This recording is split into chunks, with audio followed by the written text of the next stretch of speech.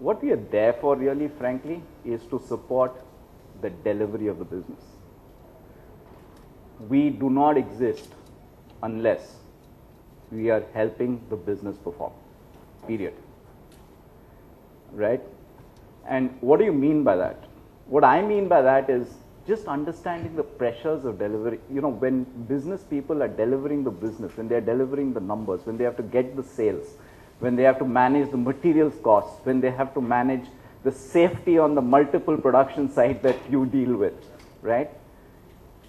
HR needs to understand what those pressures are that these people are facing, and they need to be able to not only understand those pressures but respond to them.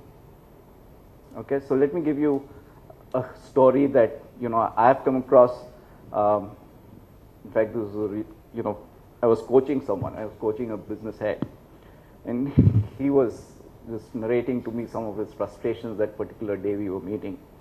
And guess this is one of the things that he told me. I found it so funny, and it's so true. It happens so often. So he had a sales guy. He was having a problem in he was the business head of a particular line, vertical line of a multinational company in the healthcare business. Okay, and he had a problem with his regional manager in the south, and the sales had been dipping in the south for the last 2-3 years. And this is a very relationship-oriented business line, right? It's very relationship-oriented. You know what is relationship-oriented sales, right? You sell on the basis of relationships, right? And there was a particular, he was having a problem. There was a certain amount of, the regional manager had turned a little rogue kind of stuff.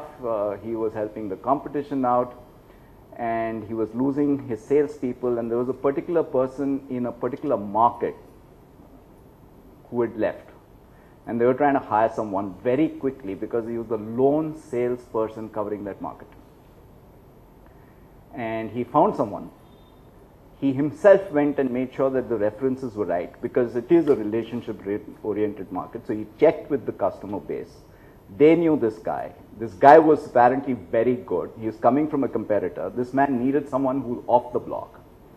And guess what his HR tells him? His HR interviews him and says, we don't see this person having the potential. We are recruiting a sales guy, having the potential to work 2 layers beyond in the next 5 years. I know that could be an HR policy, but is that what this guy, what the business needs at that point in time? It needs a person who performs, period. So that is what is meant by understanding the pressures. I'm just giving you some simple examples.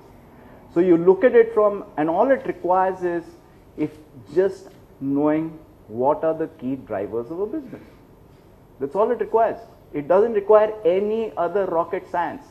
Dhanda kaisa hota hai, correct?